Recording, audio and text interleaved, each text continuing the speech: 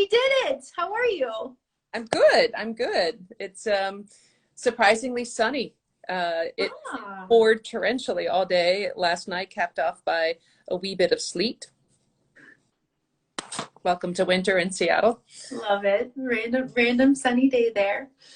So you and I, we are responding to everything going on in social media right now about whether or not we're justified in using doctor at the beginning of our names without holding medical degrees. And also we wanted to chat a little bit about, what it's like just to be women in the business world and feminine leadership, feminine negotiation.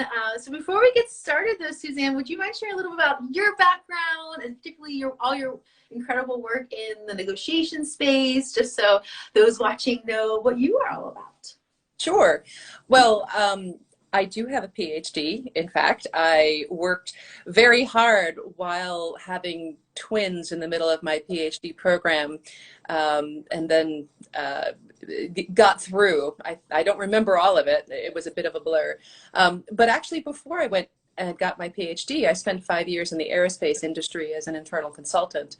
And that not only gave me a lot of insight, but it gave me a lot of credibility, I think, as a PhD who also worked in the work world. And so one of the things to this point is there have been many occasions where whether students, participants, or colleagues would, oh, hey, Suzanne, would you mind taking notes? Because I'm the only female in the room. That's happened before. And I'm a peer. Or it might just be referring to me as my first name, or the students who are like, oh, Mrs. de Janasz. I'm like, that's my mother-in-law. And there's a part of me, if I'm being honest, Victoria, there's a part of me that says, I know I earned this degree. I don't have to remind other people.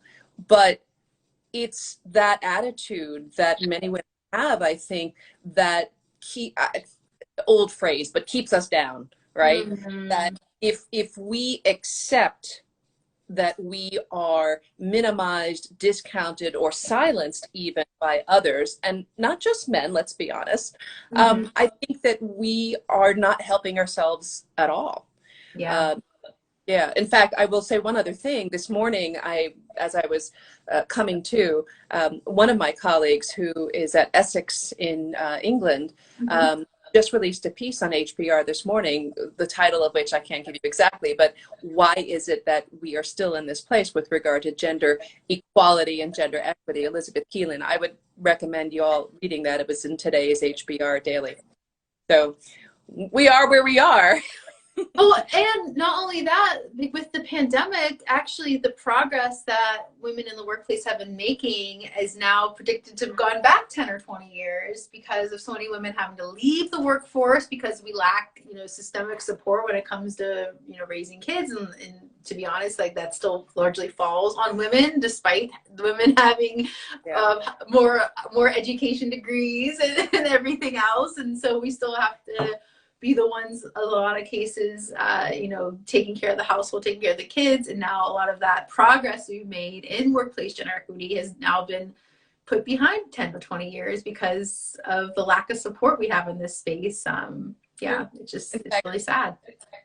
I would say even in the academic world, where one of the reasons that I went to academia after several years in industry was this lure of autonomy and ability to kind of work when and how I wanted without as many constraints as I faced in industry.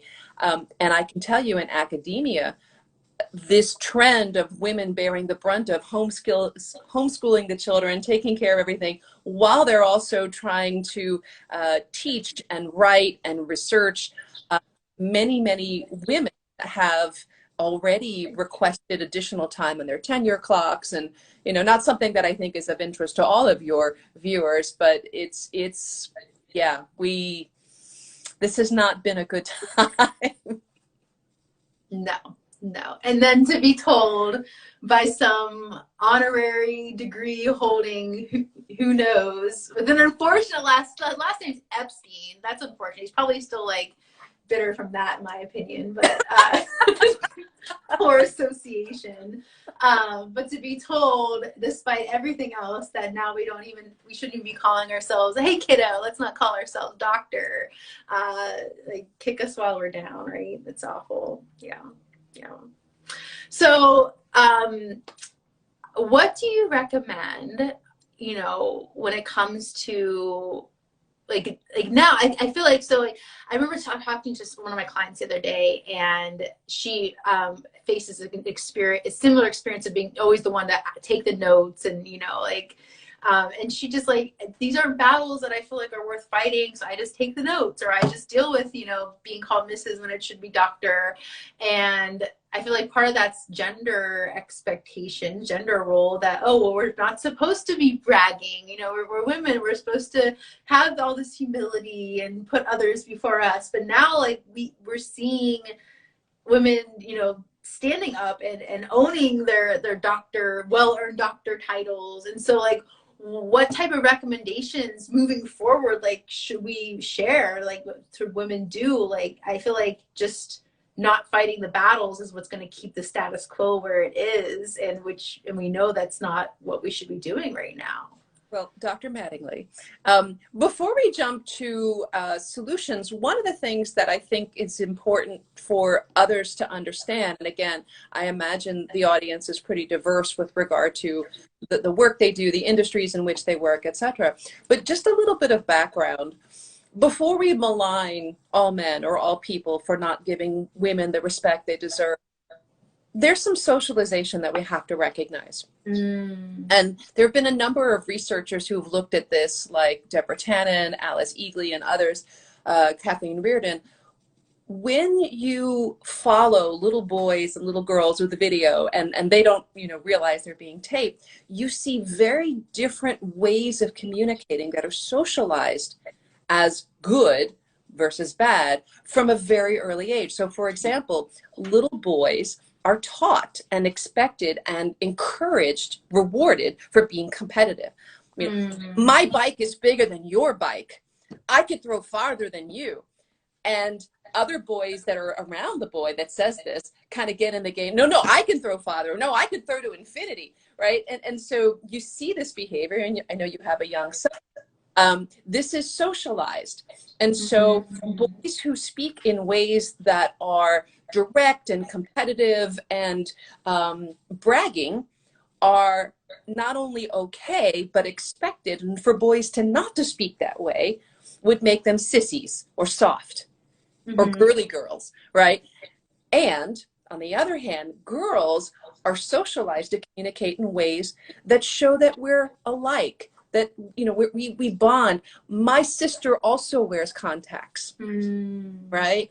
Or I also have that dolly, right? And so girls are socialized to be like one another, to never put somebody in a one down position, as my colleague Kathleen Reardon would talk about. So women are socialized to kind of like, we're all friends here. And part of what gets women in trouble, and I will say this, is that female bosses, speaking to their subordinates, male or female, will say something like, Victoria, if you don't mind, perhaps maybe could you, I mean, if you get a chance, could you get to this Friday perhaps? That same line delivered by a man would be, and obviously I'm generalizing here, Victoria, I need the report Friday at noon. Done. Period. Period. End of story. The fewer the words, the better, right? Because it's not about connecting and being the same. It's about one down. It's about competing. It's about being large and in charge. Now, those are little children. When the same video is rolling, as children age to adults, those same communication patterns could be found, and those same communication patterns, when violated, result in backlash for men and for women. Yeah. So I wanted to kind of just like put that out there, because when we talk about, were Dr. Jill Biden to make the request, excuse me, but please call me Dr. Biden, she's violating that norm. Yeah. And so women who are in this position of asserting themselves, asserting their credibility, correcting the speaker. They're damned if they do, and they're damned if they don't, right? To your point, the woman who continues to say, well, I know what, that's not a fight I want to fight, sure, but she's allowing that treatment to continue by the perpetrator and all others in the room. Yeah. So before we talk about solutions, I think it's important to recognize that I don't think men and women are inherently evil. No. But that, you know, there's a certain amount of socialization that causes us to act and to speak and to interact with others in a way that would not result in punishment by us in the room. So what are your thoughts about that? So I immediately go to, you know, how do we break this cycle? How do we, you know, break this feedback loop, this social norms that are breaking, you know, equity and fairness, you know, based on what gender you fall into or identify with. But then I think about future generations, and I think about how Gen Z is, or the Rona babies, or whatever the current baby generation is going to be called. I've heard different names thrown out there, Rona babies. But thinking about a lot of my friends who are raising their kids to be, you know, not in a very intentionally non-gendered way, where it's okay. I'm seeing more little boys with dresses on. I'm seeing more little girls embracing, you know, sports and science in a way that's not just some like, oh, you're a tomboy. It's like, no, you are a little scientist, and that's good, and that's, you know, part of your identity, and that's not this like taboo thing anymore when girls are playing with the sports and boys are wearing the dresses. And so I'm so curious, like what the workplace is gonna look like 30 years from now, whenever this current generation that's being raised in a more gender neutral way, and the positive impact that's going to have. Of course, then you hear other people say, oh, like, well, if we're not a boy or girl, then what are we? And we're like, we're ruining tradition in America. So like, there's that whole argument too, which, you know, I don't think is worth getting into at this time. But yeah, so I think it starts by acknowledging these gender norm expectations. And one of the reasons why I left academia was because I feel like a lot of times, you know, academics are really good at articulating and doing the research on why things are the way they are. But then when it comes to that practical implications parts of the papers, there's not really much to do with like what to do about that, how we fix it. I think having more education and awareness that these gender norms exist, so then we can challenge them in the moment confidently. When a woman's getting penalized for being too assertive, they'd be like, oh, well, would you say that same thing about a man? And like, is it because she's actually not a good leader? It's because she's a woman trying to be a leader in a business world that was built by and for men. And so I think it's having more of these conversations and giving people the space to challenge those, you know, deeply embedded social norms of what it means to be a man or a woman at work. And I'm glad you said that. You know, I designed and have been running a 3-day executive program for women only on negotiation. Spent 25 years on many continents teaching negotiation, and it's one of my areas of expertise. And it's really interesting, even with the most benign of potential negotiations, when I propose a particular hypothetical example in the class, I'll have participants say, you know, I'll just come back tomorrow, or I'll just pay the price, you know, or, you know, again, and those are consumer examples that are really quite benign. And it's really interesting. Again, it's this, I don't want to be a bother. I don't want to rock the boat. I don't want to be, you know, rhymes with witch.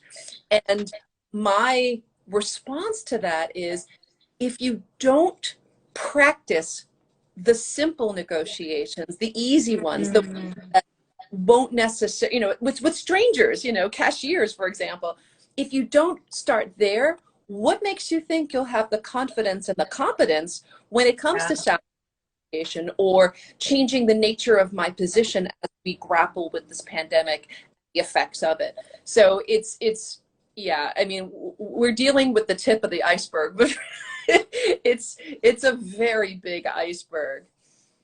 I'm so glad you brought up the negotiation angle, though, because you and I just released an article through Dialogue, Duke's version of HBR, and we touch upon a lot of those concepts and talking about how we could all benefit from a more feminine approach to negotiation, and not saying that we should all act like women and men are wrong. It's more of like we could all benefit from having a more abundance mindset. How can we expand the pie together, and strategies to, really embrace a more feminine means of negotiation. I think it applies to this gender norm conversation too. Like, we're not just trying to make the workplace better for women, but for all people, because there's plenty of men that probably don't have had to squeeze and fit themselves into some mold of what masculine leadership looks like that's not aligned with who authentically they are. And I think a great example of this is working fathers and current young, especially fathers of young children. We're seeing a trend with millennials, and I'm sure we're going to continue to see it spike upward with Gen Z, that fathers and working dads want to be an active participant in their children's lives in a way that wasn't quite the norm, a couple generations ago. And we're all going to benefit from better practices and policy that support working parents, including men get benefit from that. And if we're all expanding the pie, and like the abundance example, the negotiation example, we're all going to benefit from that by having a bigger pie to then divvy up in whatever we're negotiating. Absolutely. Funny, just as a slightly side note, 10 years ago, when I moved to Switzerland, when I was on the faculty at IMD, some of these ideas were still part of my research at the time. And I was talking with a woman who ran a firm whose job was to help the partner of an employed spouse gain employment in Switzerland. And so I'm going to pause there for a second and let you and your viewers have this picture in mind of what that means. And she, again, this is 10 years ago, and this is Switzerland, Lausanne. And she said, actually, right now, more of our clients are women whose trailing husbands have come with them. These women are taking significant positions with global firms in and Lausanne area, Lausanne, Geneva, etc. And more of the clients are men. Now, having said that, to finish the story, she said, it's not as simple as copy paste. Like, when it comes to a man getting this position overseas and bringing his wife along, not that all couples are male, female, but bringing his wife, and the bar of what's acceptable to her is much lower. Right? Oh, and the old job that enables me to use some of my skills, that would be fine. And were that not to be the case, oh, well, that's all right, I'll just sort of take care of the kids. That model doesn't work and didn't work for the clients for whom the trailing spouses were men. And so it was an interesting conversation I recall us having. So things are changing slowly, but we still have a long way to go. But I do want to end with some actionable strategies that people can use next time, and it doesn't always have to be whether someone isn't getting credit for their credentials, but anytime we just see these instances of gender norms hurting others in the workplace, like what can we do to, especially the point you made before, like as women, we're in a bind when it comes to really standing up for ourselves, and I have been trying to grow my confidence and ability to kind of be running my own business helps a lot, because I don't have anyone that I need to worry about, getting permission or whatnot. So, but a lot of people aren't in that position. So what can we do to support each other, I think is really powerful, and step in and say something, and not let these gendered faux pas continue to happen that are holding us back. Well, one of the easiest things we can do is we can help one another as women. So for example, and I've got 20 plus years experience, and even still, when I'm asked to introduce myself, I still find myself thinking, oh, I don't want to share all of my accolades, all of my accomplishments. I mean, that would just be so unladylike of me. The other day, one of my colleagues introduced me. and she did a beautiful job. And I remember sitting there thinking, oh my God, this is such a relief. It's such a relief. So if women are socialized not to brag, not to put the spotlight on themselves, then there's nothing wrong with me saying, let me introduce you to Dr. Victoria Mattingly, who spent the last several, right? So when we introduce one another, in fact, I coined a term, platforming, right? So creating a platform for another woman. When we introduce another person with their credentials, with their experience, with their certifications, we allow them to have the credibility they deserve without them looking, excuse my French, bitchy by bringing up their own titles, or without them feeling uncomfortable going against the gender norms. Yeah. So the other beautiful thing about that example is that when I introduce you, human beings are hardwired for reciprocity. So you naturally, maybe not to me, but you might pay it forward. You'll do that to somebody else. So the more women or allies introduce one another, first allowing the audience to recognize the person for their degrees, their certifications, their accomplishments, the easier it is for all of us to kind of get in the habit of doing that for one another. So that's the first recommendation, which is really quite simple.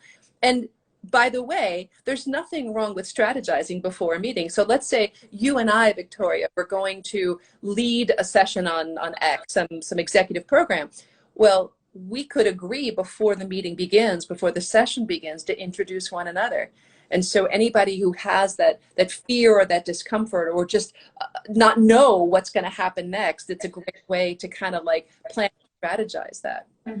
I love that, platforming. And I see a version of that in here on Instagram where people are sharing they're giving over their platform, their audience, to another voice for the day, and they're sharing, like they're literally sharing their social media platform with others.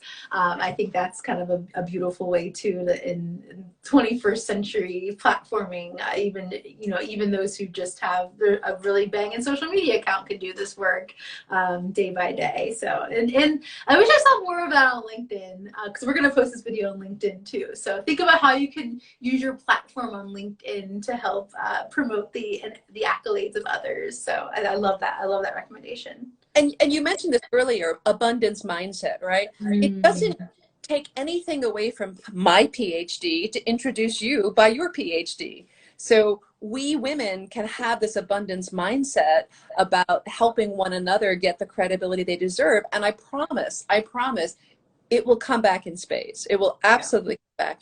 Another thing that women can do, or men, as allies, is to amplify. So I don't know about you, but many times I've been in a meeting and I might share an insightful idea or like, have you thought about this? And then it's crickets. Have you had that happen? Oh, yes. And then I'm kind of sitting there thinking, gosh, that was a really good idea. And then 2 minutes later, Bob says, hey, what about X? Which is basically my idea. And everybody, oh my goodness, that's great. That's wonderful. Now, I'm sure this is a phenomenon that many of your viewers have experienced. If not personally, they've witnessed it. So by amplifying, as soon as somebody makes a good comment and there's crickets or it's discounted or it's whatever, you can amplify by saying, well, as Victoria mentioned a moment ago, this idea is something that can help us raise our revenue in the fourth quarter. What do you think? So that little, adding volume, adding a little bit more spotlight to somebody who has said something, this is another great way. It helps not only in the meeting space, it even helps in the negotiation space, as some of my research shows. I love it. I love it. So platforming, amplifying.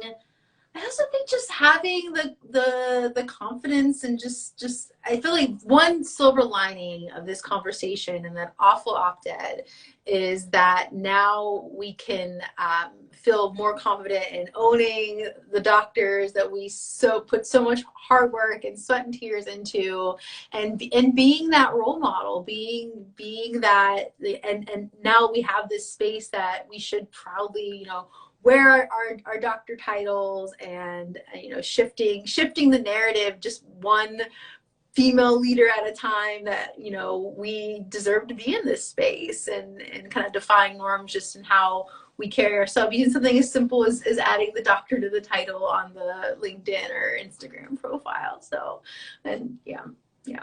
Well, yeah, you know, the other thing I will say is that obviously we women have to decide, right? Yes. If we're trying to create a more comfortable atmosphere for people to share their vulnerabilities, and I do a lot of exec ed in this kind of space, I will introduce myself first with my doctorate, and then I might say, you can call me Suzanne.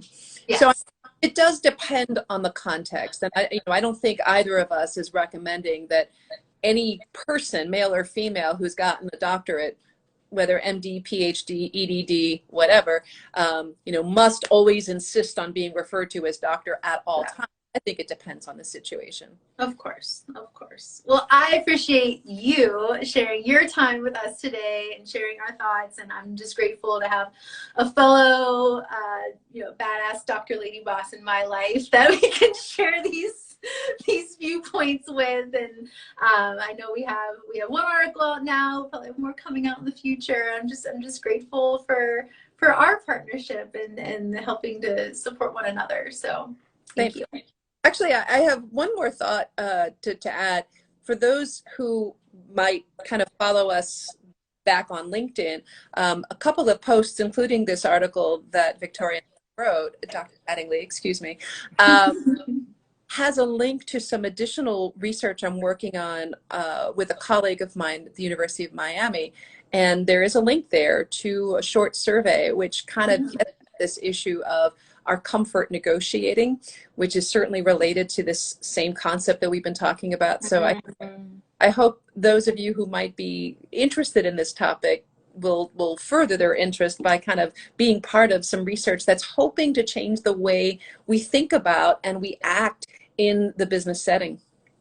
Love it. Yeah, sure. I'll find that link and put it on Instagram as well. So anyone who watches on this platform can access the link as well. But thank you for having this conversation with me today. And inviting me, Dr. Mattingly. Thanks for being a part of it, Dr. I'm going to get your name wrong. De Janasz. There you go. Yeah? No, not as good as it could be. Can you say it once for our audiences? Sure. Right? De Janasz. De Janasz. But you know, if you look at it and you say it, it's difficult, which is why I have my students often call me Dr. D. Again, that kind of speaks to the informality of like being on the same page, but still the doctor. Yeah. So it's kind of something that I have accepted over the years, that, you know, people get tongue-tied with my last name, and I get it. Well, thank you, Dr. D. Well, wonderful. And I hope everybody has a wonderful, relaxing, safe, and healthy holiday, and that 2021 is a much better year. I think the bar is pretty low, so I think it's got to be a better year. Yes, it will. It will be. I'm confident. Then we can take the lessons learned and the silver linings of this year forward with us and leave all the rest of it behind. So. Yep. All right. Have a wonderful day. Thank you again. Take care, everybody. Bye. Bye-bye.